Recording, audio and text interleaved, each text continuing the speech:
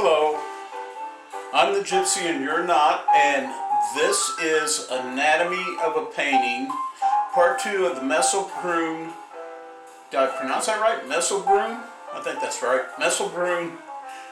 Mespelbrunn. You know what? It's the Water Castle. And this is part 2 of the series.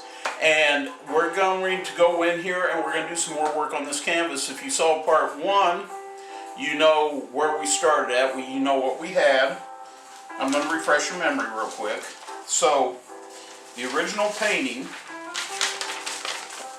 looked like this. And it was one that I worked on with my ex-wife Debbie. We're going to go and make it look like this. It's a complete rework. Now, thing about it is, I've had a couple of days to sit here and kind of take a look at it and, scope it out and decide whether I like what I've done so far. I do like what I've done, but I'm not totally satisfied. Upon looking at the direction we're going with this painting, and I got to bring this up here again just to kind of give you an idea of what I'm talking about. The tree line right here, right there underneath my index finger. Notice how it's just a little bit below the top of that tower right there. Well, if you look at the painting, the tree line is way above the tower. So what I'm going to do is I'm going to extend the sky into here. The other thing I'm going to do with the sky is I think I'm going to add some purples into it. Purples will help give it a more angry look, which is what we want. We want the little bit of calm before the storm sets in, and it's obvious that there is a storm setting in the photograph that we're using as our example. So what I'm going to do is I'm just going to take a regular old scrub brush here, and there's some rough paint up in this area right here. What I'm going to do is I'm going to take this brush and I'm just going to kind of go over that paint, and I'm going to smooth it down a little bit. Run my finger over it a little bit more. This will keep the canvas from being damaged. I need to turn this canvas out a little bit. Can you see that there? Yeah, there you go. Okay, so I'm just going to rub this up, and if you can see it, you can see how that's starting to turn a lighter color right there. Let's get that old paint off of there without having to use thinners and without having to use sandpaper. Just kind of brush it a little bit, run it back and forth. These coarse pads like this will do that job every single time. If you have old paint that you need to remove, just be patient, take your time, just run the pad back and forth for a while, and it will come right off of there without damaging the canvas and without causing any undue problems. Okay. That's pretty smooth. There's still a couple of rough spots there, but I can work with what's there. That will work. Okay, so what we're going to do, we're going to do the same thing we did last time. We're going to take a little bit of white pigment and put it into the cup. And this is just a regular white pigment. It's a cheaper brand. It's Dollar and Rodney. And I couldn't find my good stuff, so we're using this, and I'm going to continue with this through this painting until this is done. I'm adding a little bit of odorless mineral spirits, and I'm going to, not that brush, I'm going to mix this up a little bit. Let's get that mixed up. This is a liquid white. You don't need to go out and buy anything fancy for liquid white. It's just a matter of a little oil paint and a little thinner or odorless mineral spirits, which is what I use. Okay, so now I got my liquid white going there. And what I'm going to do, you don't want much on the brush, I'm going to go right up in here. I'm going to brush that in, and I'm just going to kind of brush it out because we're going to be working back into here again. Okay. Alright, so as you see, I got that area up there. That is now covered with the liquid white. Now what I'm going to do is I'm going to go in, use my trusty little cutting board palette here. I'm going to throw some Cerulean blue onto the palette. Just a little bit here. There we go. Just a touch. That's all I need. And I'm going to throw a little bit of the, get the right thing here. A little bit of the primary blue onto the palette. There we go. And I need just a light touch of the primary red on there. Because we're going to use a little primary red. That's how we do this. Okay, there's primary red on the palette. And now a touch of white, because we will need white before this is done. Now that liquid white is not going to dry because it is oil-based.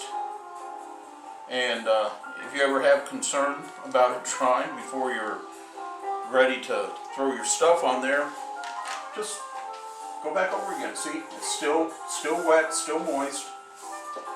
Okay, so I'm going to use my palette knife. I'm going to come in here and I'm going to pull down the blue here. We're going to use a lot of that, so I'm going to pull down a lot of that. Just like that.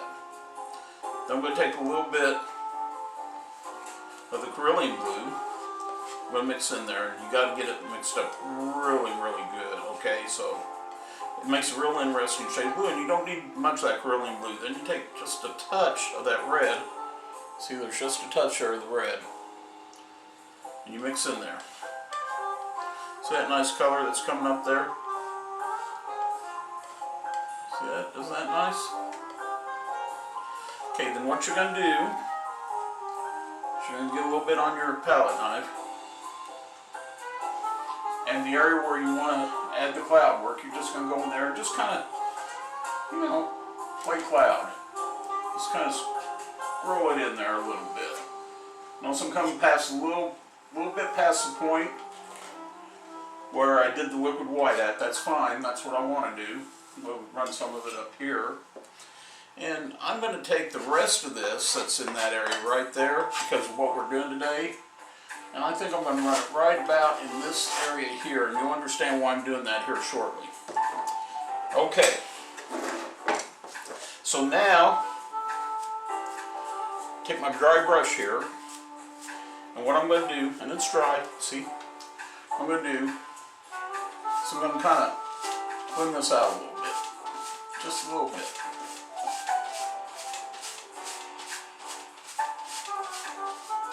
See how it's dark right in there? We're going to do something in that area. And you'll see here in a minute what I'm going to do. Now we're going to come over here where the liquid white is at, and we're going to work our clouds. Remember what I told you before? The fluffiness of the clouds? They're fluffy. You go up with them. And you roll it out. And you roll it out like that. Just like that. Okay. Now, I'm going to take some of that white that was on the palette. I'm going to run it right in here, like so. We're trying to hide those old trees over there, which we will do. Alright, just a little bit of that white. Without cleaning out the brush, I'm going to fluff that up. Now I want this area over here darker for the storm effect that I'm going to be doing. You see, those trees are starting to disappear over there. They're going bye-bye. And here in a minute, they're going to go even more bye-bye, and you'll see why. Now, I think I'll grab just a little bit more of the white here.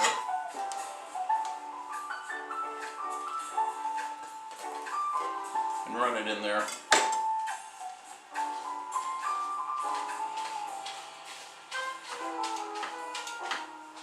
See those trees disappearing? You may have to go back over this a couple of times, that's okay. Well, you don't have to, I will have to, but if you're trying to make something disappear, always remember, you may have to touch it a couple of times before it disappears. I'm going to take some of my liquid white. Remember that line I made over here on the far side? I did a quick swatch over it. Take my liquid white and I'm just going to kind of brush this. I want to blend that back, like so. Take a little bit more. We're going to blend that back in there like that. Alright. Take my brush. I'm going to fluff this out. I'm going to blend it. As you see, the sky over on both sides is getting angrier and working towards the center, which is where our light is at. We want that to do that.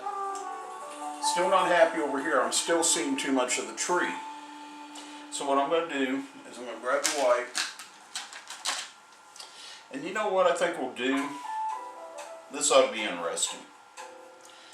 I'm going to go in there. I'm going to add some purple in that sky. Now, to blend up the purple, it's real easy, okay? Remember, I had that cerulean blue here, and I have some red here. I'm going to use that center area right here. I'm going to grab that red. I'm going to mix that up. Okay, see how dark that's turning? See that darkness in there? Okay, I'm going to grab some of this white and I'm going to add into that darkness. And as I do this, I can see that we're going to need some more red in there, which is fine. So I'll get some more red, primary red.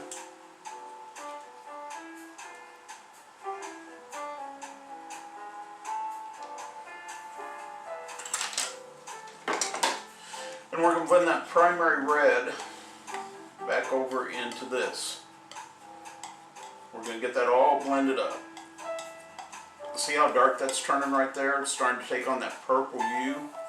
I'm going to grab the rest of that white that's right there. I'm going to mix in there with that.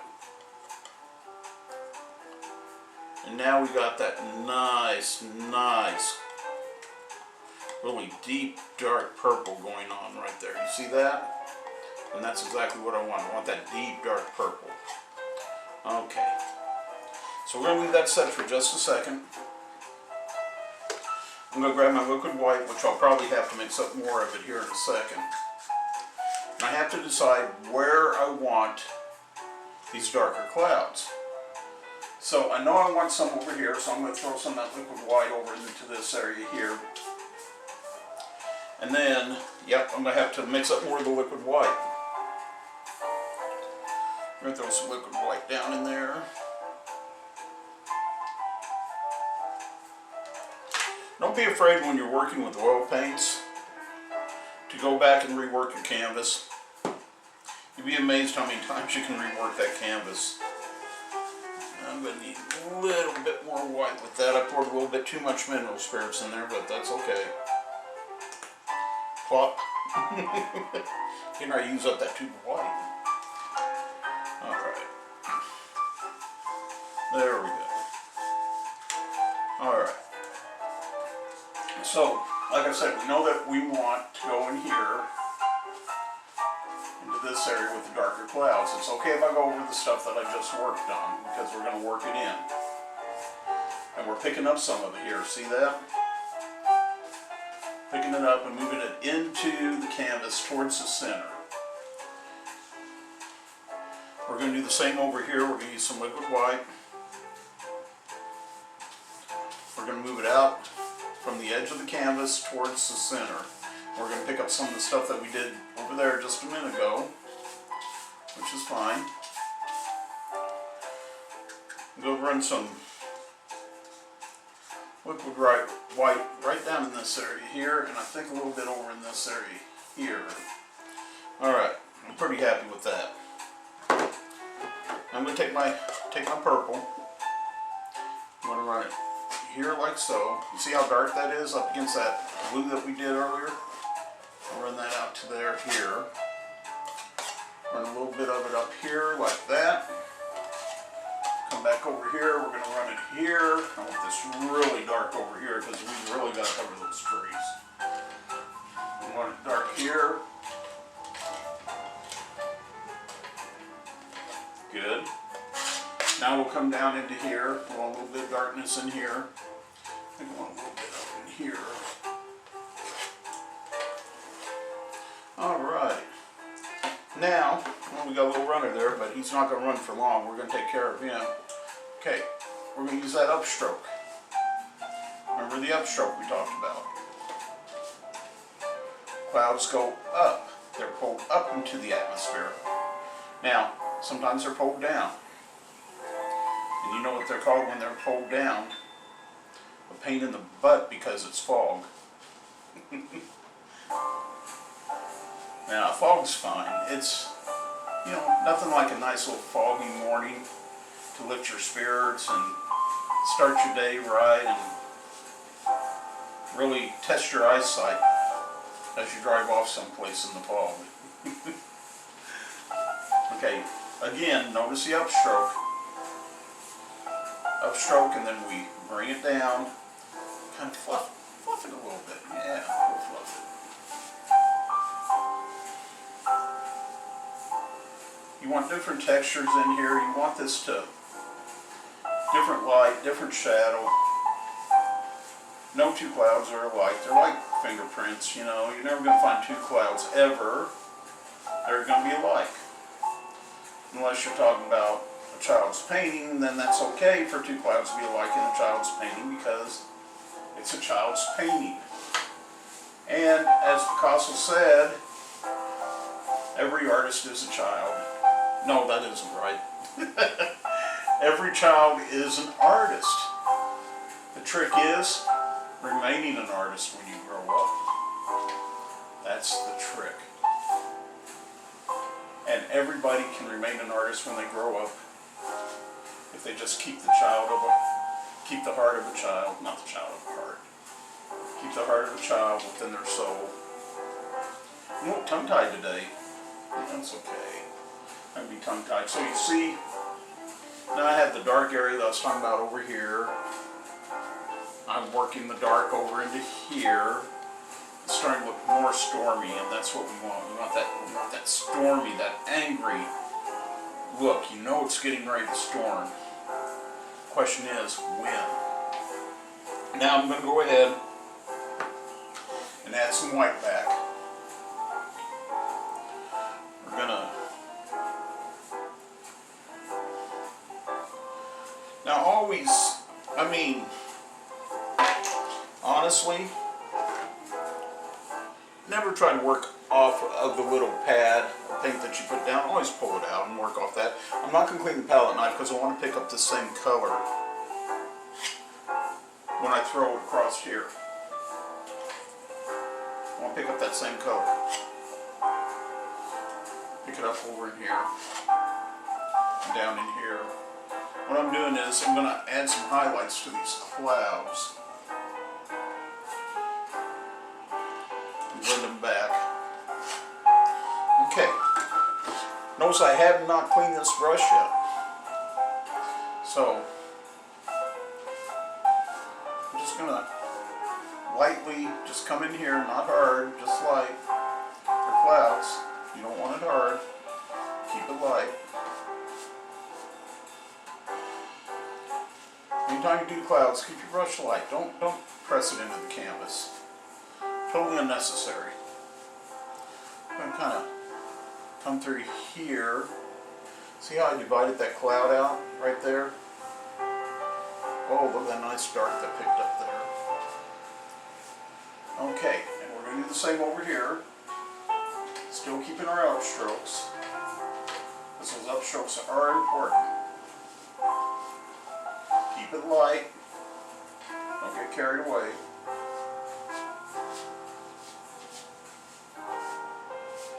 Like my jazz music? I like jazz. Kind of inspires me, of course. I like all sorts of music. Well, actually, I just gotta be honest, there's two types of music I don't do. Country or Western, but you know, Other than that, I'm pretty open. No, there's some country, I'm kidding, there's some country music that I like. I mean, who can't like David Allan Coe? A lot of people from what I understand, but, you know, it's David Allan Coe. Yeah, liking that. And as you see, we're starting to get that tree really covered over here, okay? That's disappearing, which is what we wanted it to do. Now,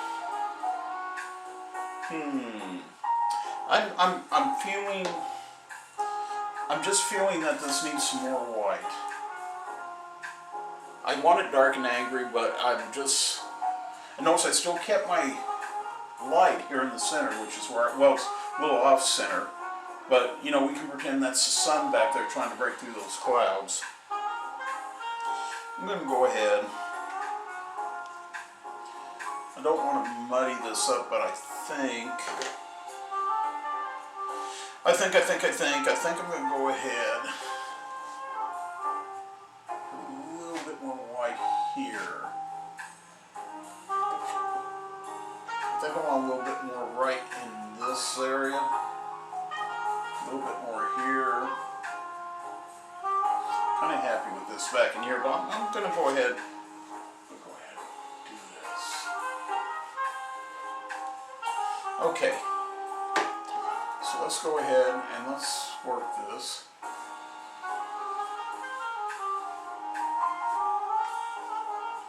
Yeah, that's nice.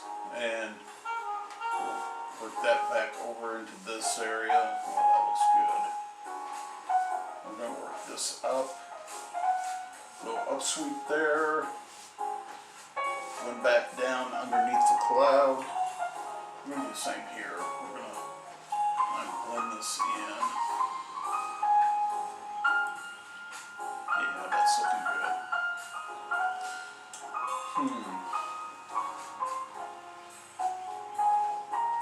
Alright.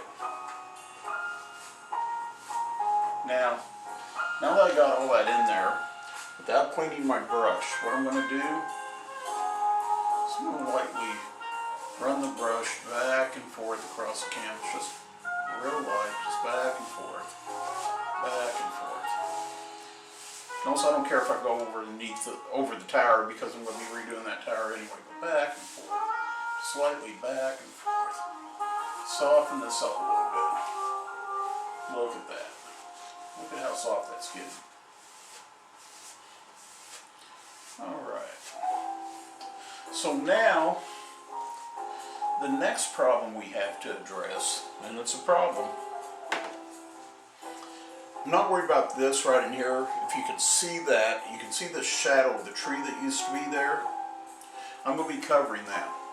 What's bothering me is in this area right here, you can see some heavy cloud work that Debbie had done right in there. I want to get rid of that. Also, I'm still showing the tree right up in this area. And to be honest, I may have to wait for the canvas to dry and then go back in there and do that. But we're going to try and do something right now with this. And I'll show you how we're going to do it. This is a really, really interesting technique. And if you can use it, I would definitely suggest that you use it. So we're going to take our liquid white. If you're painting a sky and what have you, and you got something you need to cover in that sky, this is a really good technique for doing it. Plus, I'm going to tell you a little secret about skies here in just a second. So you see I'm putting my liquid white in that area that I'm concerned with. We're not going to let it run. Maybe. I'm going to come back over here and put some right up in here where I'm still concerned about that tree. Okay. And I think we're going to do this. We're going to go in here. There's a method to my madness, okay? We're going to go in here and we're going to add some liquid white along these edges right here. I'm going to come up around the tower here with some liquid white.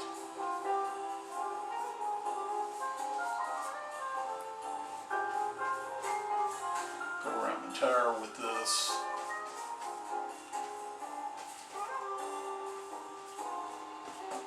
Look at that. See, I'm not worried about this blue that's dripping down because we're going to be redoing these trees, so I don't worry about that too much. Okay. Here we go. This is the technique. What I'm going to do, I'm going to pull my white that I put on my palette out.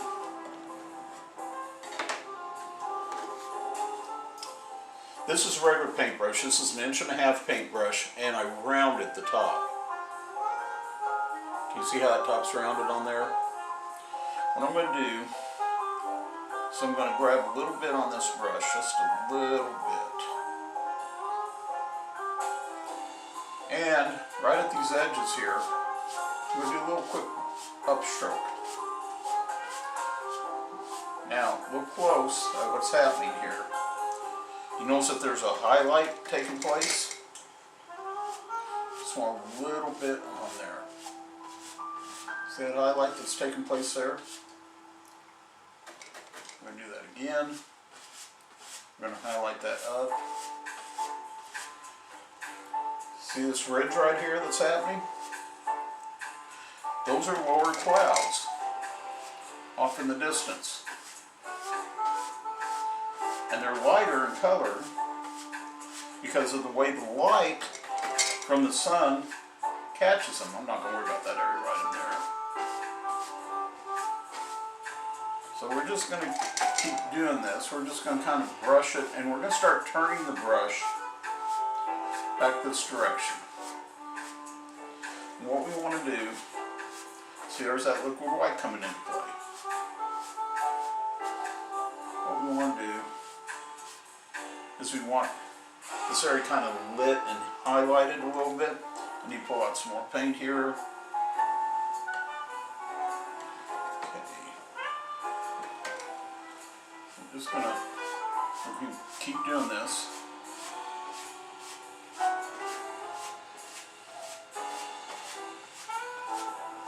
I'm just gonna go completely around that tower.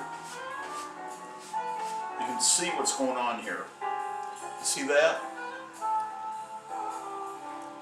And I'll show you what's going to happen with that here in a minute. As soon as we come out around that tower.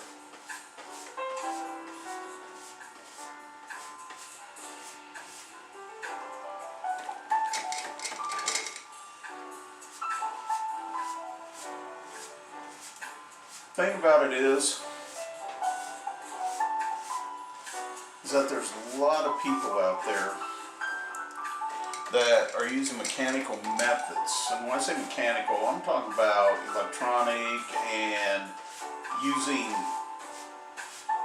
projectors to trace art with and create things. And I mean, if you have no talent and that's what you have to do to create, that's fine. But you can do exactly what I'm doing here without using any mechanical devices or any electronics whatsoever. You just got to take the time to do it. You got to take the time to learn it, and you can learn it.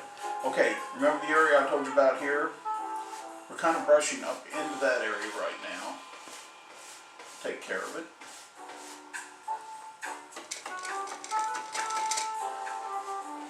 Brushing up around here.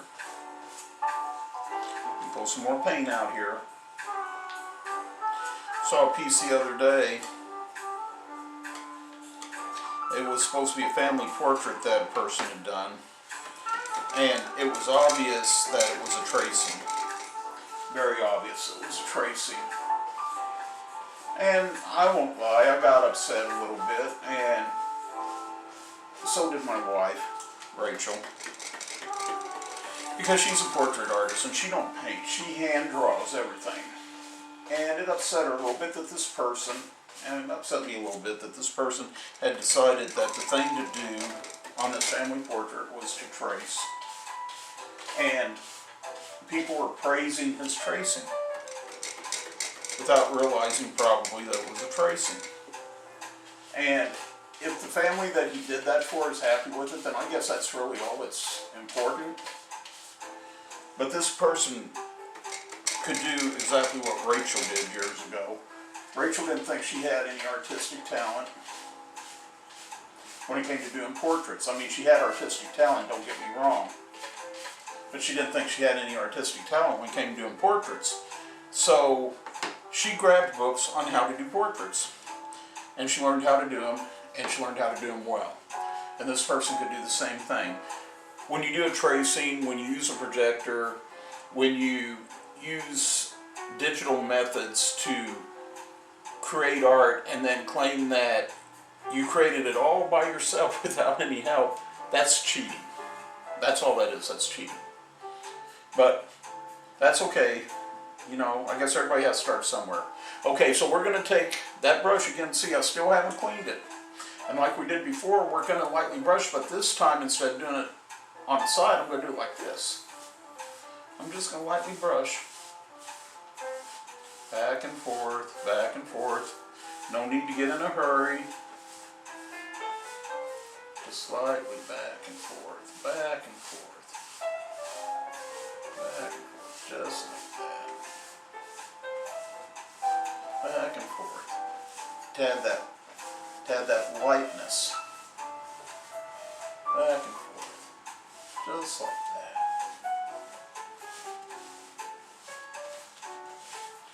This gives a kind of misty look to the sky, and look at that. Very pretty. Back and forth. Now, notice I went to the side. Reason why is this area right here. There's a very distinct line I don't like, so I'm just going to keep brushing it till that line disappears. Because I'm in no hurry. There we go. Now, what's happened here is I've created this light area down in here, and up in here you see all this darkness except for where our sun's at, right in that area right there. Okay? So now, the sky is very angry. You know the storm's getting ready to start. And just for the fun of it, because I just saw this, I think I will take some of that blue that I had, well, that bluish purple that I had. I just got a little line of it here. And right in this area here, I'm just going to add a touch. And brush it out. Brush it out. There we go.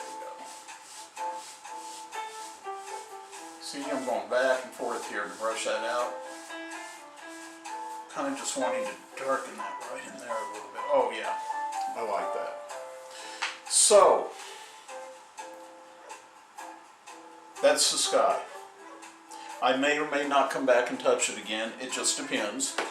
But for today, that's where I'm going to stop. And I'm going to leave it at that. Next time when we come back, I'm going to step away from the sky. And I'm going to come down here and I'm going to work the water down here at the bottom. We'll do the water. And we'll start working that. And then if I think I need to come back to the sky later, I will. But for right now, I'm happy with the sky, so I'm just going to leave it exactly the way it is, and I'm not touching it anymore. So, before I go today, my grandson, who lives down in DeKalb, Texas, was working for the Sonic Drive-In down there. He splashed a little bit of water on one of his co-workers. The co-worker thought the proper response was to maliciously take a cup of hot burning grease and throw it all over my grandson's face and chest. My grandson has second-degree burns on his face and chest. My son, his father, and his mother are, of course, distraught over what has happened to their son. I am very angry and very upset over what has happened to my grandson.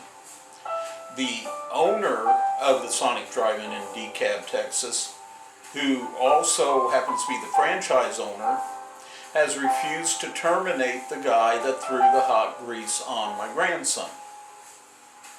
Why, I have no idea. I don't know. But they got a long road of recovery ahead of them. I pray to God that my grandson gets all the help he needs, including plastic surgery if he's going to need it, and that this does not permanently scar him, not only physically but emotionally. if you would please, for my grandson, and for his parents, and for his little brother Nick, who I'm sure is upset by all this. Please say a prayer for them. Please say a prayer for healing, emotionally and physically. And just please say a prayer to help them through this tough and trying time. I would definitely appreciate it, and I know they would too. So until next time, this is your friendly neighborhood gypsy saying, hasta la vista, baby. Later, Gators. Bye-bye now.